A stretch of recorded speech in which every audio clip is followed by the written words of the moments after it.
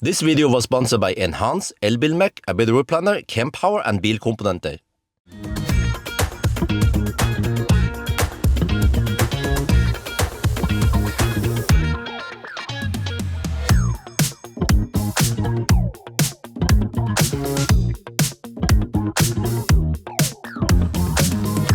Well, just for fun, I'm cruising at 90 kilometers per hour now.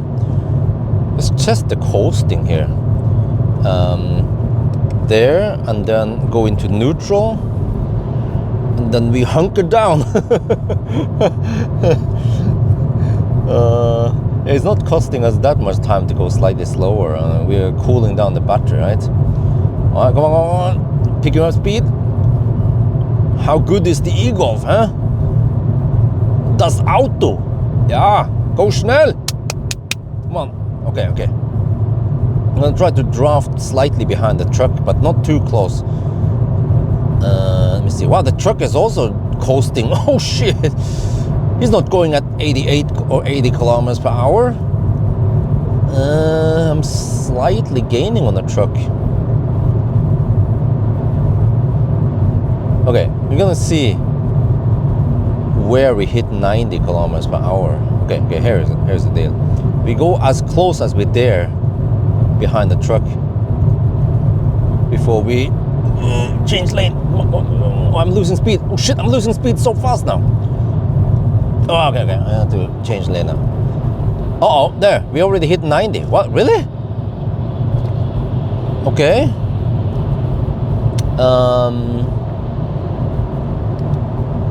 Yeah. Well, now we know. It wasn't the best result for some reason.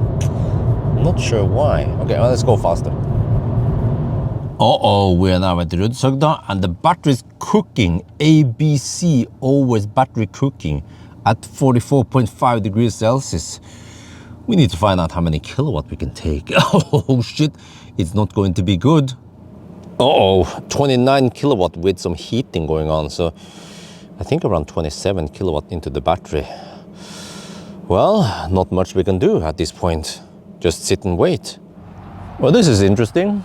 You see, we have the superchargers there, the Mer chargers, the Koppler, a bunch of chargers there, Ion chargers. And here is where you enter. And then come here. And then you have oops. And the Ioniq chargers there. And then the landowners, they put up this blockade. It says no use of parking outside of oops opening hours, and then littering and whatever, will be prosecuted or reported or whatever. Yeah, and the area is cameras. Well, several signs over there. I was like, how do I enter here? Well, I could enter on that side, but there's also a sign there saying, get the fuck out of here. What it means is that they don't want people to litter down this place. What kind of people? Russ.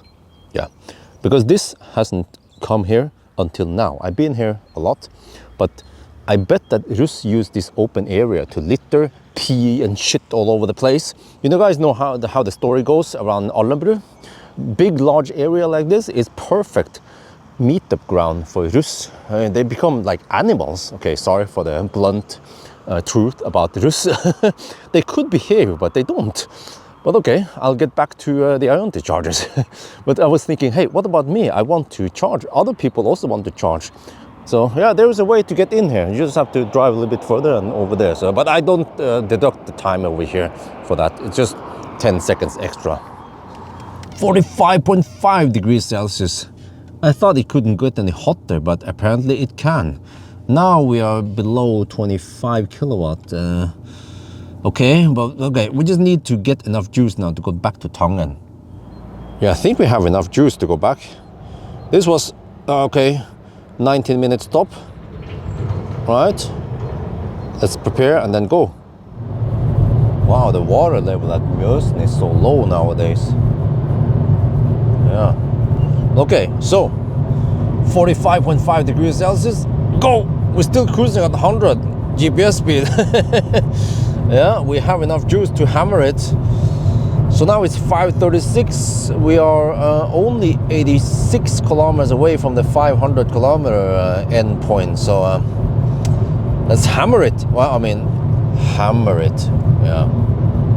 This is it, the last charging stop. We need to drive only 46 more kilometers. Wait, or does this car slightly overreport distance? I'm not sure.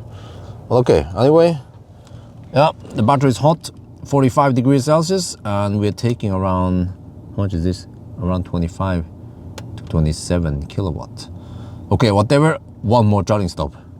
I mean, this is the one, the last one. Oh, wow. Morning is here, yes. So just charging again at Ioniq.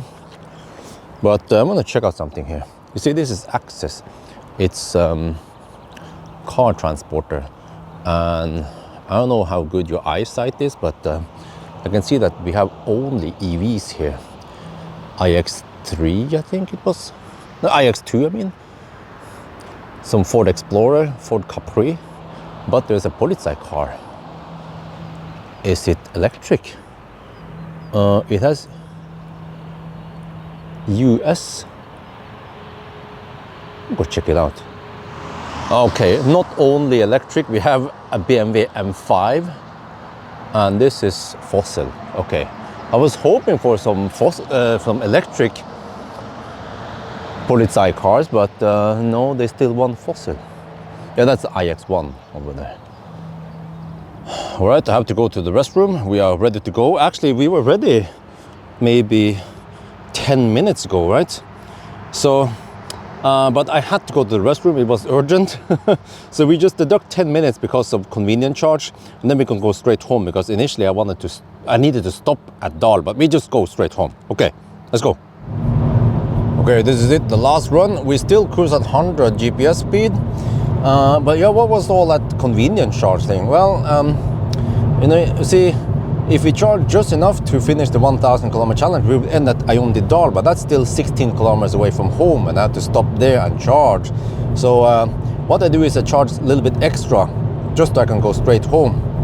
Yeah, so that cost me 10 minutes extra that we deduct. So the way we count time is that we take current time plus 1 hour and 28 minutes, and that is the 500 kilometer time. So we are already at 8 hours and 2 minutes. Shit! And then how far have we driven now? 4:57. Uh-oh! How fast is this gonna be? Well, let's find out. Let's go. Final run now. Wow, I just realized the battery is cooking at 46.5 degrees Celsius. Huh? Oh shit! Uh-oh. Let's hope we don't get any power limit. All right, let's do the countdown. 4990, 4991, 4992, 4993, 4994, 4995, 4996, 4997, 4998, 4999, 500 times 959, which is 8 hours and 27 minutes. Oh, it's about to turn 8:28. There, 7. Okay, we could actually round it down to 8:25 then. And then consumption, okay, we need to correct. This is with some idle consumption while stationary, but wow, that is a 25-minute improvement versus before. Huh? We are now home. I arrived a little bit past 7. And yeah, it's still cold-ish outside, 6 degrees Celsius. So before we end, I want to try something here. Okay, we are charging now. I'm not sure how many kilowatt. Yeah, roughly 3 kilowatt after charging losses. And then when we arrived, we had 45 degrees Celsius in the battery. So now comes the morning rush with the kids inside. And we usually need at least 1 hour, maybe sometimes 1.5 hours before Isabel is ready for kindergarten. So what's going to happen with the battery temperature? And also, yeah, I know that when we charge the car, even at only 3 kilowatt, it actually heats up the battery slightly. So that means that the charging now slows down it slightly. So this is usually what happens with battery that ages, is that internal resistance increases slightly in the battery. So, and that of course causes more heat, which is actually worse for rapid gate. But okay, anyway, now family time. Okay, it's been a couple of hours. I just dropped off Isabel at the kindergarten, and now the battery's cooled down. See, it's 9 in the morning. We actually charge a bit on AC. We are at, well, how many percent? It's always hard to figure out. Roughly 25%, I think. And yeah, battery cooled down to 38.5 degrees. Huh? So if you have a 2-hour cool down, you're good to go again. Wait, let's go and fast charge somewhere nearby. Okay, I've decided to go to Circle K, Dal, Ioniq, and yeah, just go semi-deep, 9 kilometers of range left. Battery's at 38.5, so let's see then. What happens if we plug in now? Do we see 40 kilowatt again? Okay, let's see, it's ramping up. Oh, 123, oh. Almost maximum. 123 amp. Yeah. Almost 40 kilowatt. And we're back in the game. There, 125 amp, 40 kilowatt. Oh, sehr gut. Well, look here. We've been charging for a bit. Battery heated up to 42 degrees Celsius. Okay, it's still rapid gates, but way better speed than before. Wow, so from 10 to 70% took 18 minutes. That's almost back to the normal speed. Maybe just 1-2 minutes slower. Okay, we're still taking 32 kilowatt. Yeah, when the battery is cold, then we should be taking around 42 kilowatt at 70%, and then it throttles at 77%. Okay, but okay, 19 minutes now. Yeah, I think we have enough now.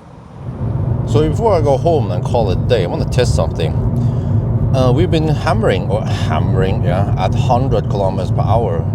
Was it optimal? What if we cruise at 90 kilometers per hour GPS speed? It's warmer now, 9 degrees Celsius, and the battery is hot, 42.5 degrees. Will the battery cool down on this run? Let's see, let's discharge it down to around 20%, see what happens. Interesting. We have done 59 kilometers so far. We are almost back at dawn. So this was actually ABA testing. Consumption so far is 158 watt-hour per kilometer, but interesting, the battery temperature dropped initially from 42.5, I think it was, to 41, and then it's been staying there for a long time. So I wonder if this battery temperature is like the equilibrium or the resting temperature, whatever I should call it. I don't have a good name for it, but it's the temperature it wants to, or it ends up stabilizing at. I don't know how they explain this. It's because of the discharge rate. You know, the average discharge power, you take the 90 kilometers per hour, multiply the 158 watt-hour per kilometer, that becomes around 14 kilowatt, I think, quick math. And also versus the outside temperature, 9 degrees Celsius, but it could seem like the outside temperature doesn't have that much influence on how the battery cools down or heats up. But of course the outside temperature also affects the drag part of the car, which, you know, means more energy for propulsion, right? Or less energy for propulsion.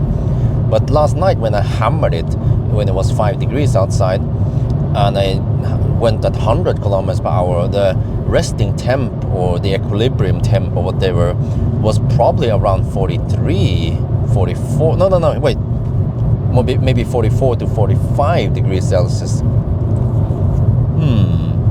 Well, at least I find it interesting. I don't know about you guys. Okay, we're back at the Ioniq charging, 41 degrees Celsius in the battery, and now we get 34 kilowatt. Okay, we don't get see 40, unfortunately, but so it's just slightly faster than, I keep tapping here.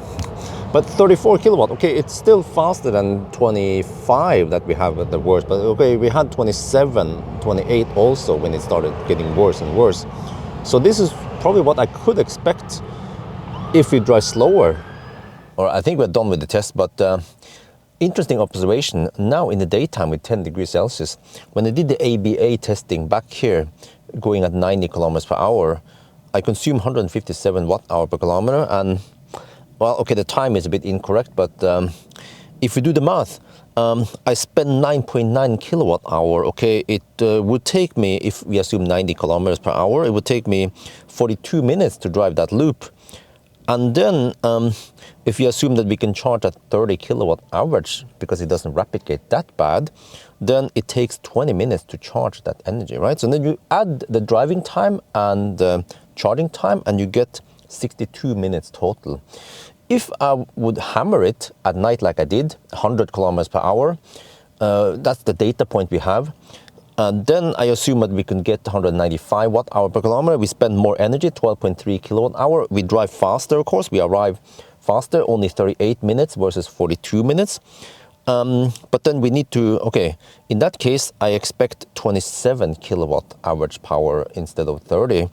And then because we have more energy and we charge slower because of rapid gate, it takes 27 minutes to charge and not 20 minutes. So total time there is 65 minutes, and we haven't even considered that we might shave off one charging stop, which takes maybe 3 minutes of overhead. So maybe that means another 1 minute or 30-second advantage for the slowing driving car and in the daytime. So what I'm saying now, assuming, is that the challenge or the run might be faster if it was warmer outside. Let's say I could do a night run if it was 10 or 15 degrees Celsius outside, or if I did this in the daytime, right? But I don't know, because I don't know how the battery will behave over long distance or over several cycles. But we did one cycle now, and we can assume what's going to happen in the following cycles. So yeah, we managed to do it in what was it again, 1,000. 8 hours and 25 minutes. It was an improvement over before. And if you compare the result with the other runs, well, this also supports my theory, my test now, right? Is that when it's really cold, the battery temperature doesn't seem to be that much affected by ambient temperature, but because it's cold and the consumption is higher, you see, we consume 242 watt hour per kilometer in the minus 17 to minus 5 degrees Celsius run. Everything makes sense, right? We had more charging stops, we consume more energy, and because we consume more energy, when we discharge, that means the battery heats up more, but also because we charge more every time, we cause more heat to the battery than the rapid gates. Or we have to drive slower. Yeah, I think that's what I did. But by the end of the day, you lose on everything. And then when it was minus 4 degrees, that run, then it was lower consumption, everything went better. But I think to a point where we will find the break point where it becomes too hot again, maybe 20, 25 degrees Celsius, then maybe the battery doesn't cool that much. Like I talk about the equilibrium, whatever, right? The temperature. Even if you cruise at 90 kilometers per hour, if it's 28 degrees Celsius outside, the battery temperature might still camp at 40, 45 degrees Celsius. I don't know. Maybe one day we can test this summer. But I checked my calendar, and this car is going to be parked at various dealerships, and then I test press cars back to back. So I won't see this car at home for at least 2 months. Yeah, in the mid of June or possibly longer. I will have it back home. So yeah, but I find all this stuff interesting. It's actually testing physics. Yeah, you guys might see me just driving around with an old e-Golf, but I'm actually using this car to test some physics about how things heat up and cool down and why things happen. So at least I find it interesting. And maybe one day, if you guys are interested, we could try again. Or do we do another day run? No, I can't do a day run. It just takes too long. That's the problem. And yeah, I cannot finish a day run before I have to go back to the kindergarten. And then you see this run was 9 hours total with some start and whatever delays, whatever. And I simply couldn't fit that in the kindergarten time. Then I will arrive 1 hour after the kindergarten closes. So yeah, could I do this in the weekend? No, unless we hire a babysitter. But I guess the video here doesn't get that many views. It's already in 2 parts, so it's quite long. But anyway, what do you guys think, huh? What should we do? Should we redo it? Should we test more? What do you guys want me to test with this e-Golf? Since I already own this e-Golf, then I can actually spend some time with it. And then now it's summer coming, and then it's going to be warmer. Actually, in 1 week, 5 days to 1 week, it will be around 20 degrees Celsius outside. And I will start preparing the pool, and I will make videos about the pool. Anyway, at least I enjoy testing the car, right? So hopefully you guys also enjoyed watching the video. So that's going to be it for now. Wait, no, I messed up the end. Thank you for watching, and talk to you later.